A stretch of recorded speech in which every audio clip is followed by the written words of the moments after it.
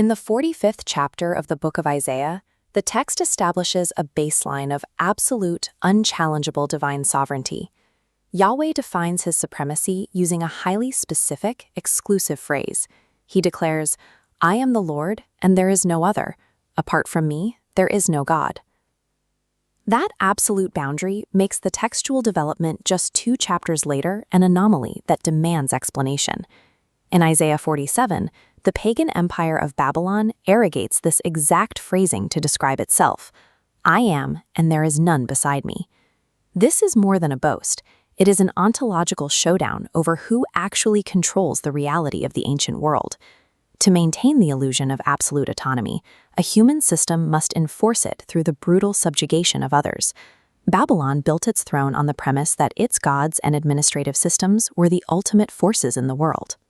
Chapters 47 and 48 systematically deconstruct that claim to autonomy, using historical events to validate Yahweh's supremacy. Because Babylon attempted to exist at the level of the divine, the text promises a total role reversal, ordering the self-proclaimed queen to sit in the dust and labor at the millstones. Any human system that builds its foundation on the usurped title of the creator finds itself on unstable ground. When the foundation is an illusion, the structures built upon it eventually give way. Sustaining this illusion of divinity required a specific intellectual framework, which Isaiah 47:10 identifies as the empire's wisdom and knowledge. The text is not critiquing learning itself, but rather learning used specifically as a tool for total control. In Babylon, magic functioned as a systematic data processing methodology.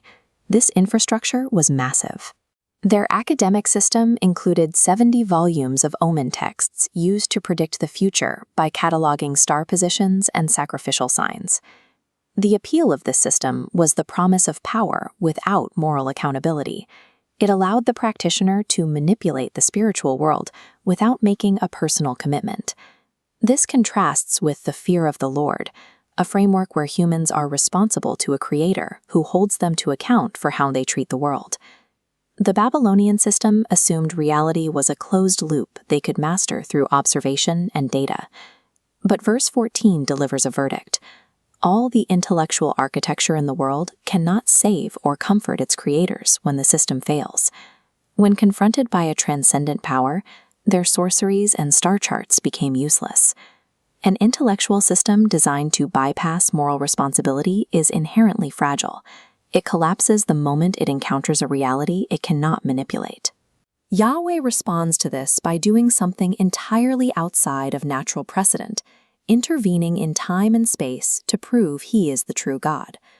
Isaiah 48:7 describes this as new things, created now, not long ago. The Hebrew uses the term bara, creating something brand new, distinguishing it from merely making something out of existing materials. The weight of this terminology becomes clear when we look at how ancient superpowers maintained control over conquered territories. For centuries, empires used a standard method to manage captive populations: deportation and forced exile. Looking back from the time of Cyrus, this policy had been the unbroken geopolitical standard for 700 years. The Assyrians established the paradigm, and the Babylonians inherited it.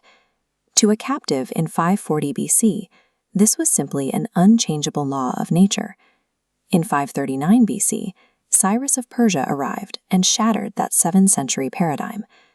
Cyrus rejected the established precedent of his predecessors. He did not practice exile. Instead, he freed captive nations and used his own treasury to help them rebuild their temples.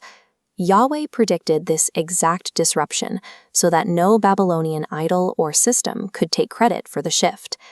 Terminating a 7th century historical cycle proves that Yahweh is not a localized natural idol, but the sovereign creator operating outside the human system. The focus now shifts from the fall of an empire to the captives who had almost entirely lost hope. In Isaiah 48, God repeats the command to hear or listen 10 distinct times. This urgency is necessary because Israel concluded their faith failed and their chosen status was over. The text identifies the underlying issue. Their connection to God became strictly superficial. They used the name of the Lord and the holy city to define themselves, but the text notes they did so without truth or righteousness.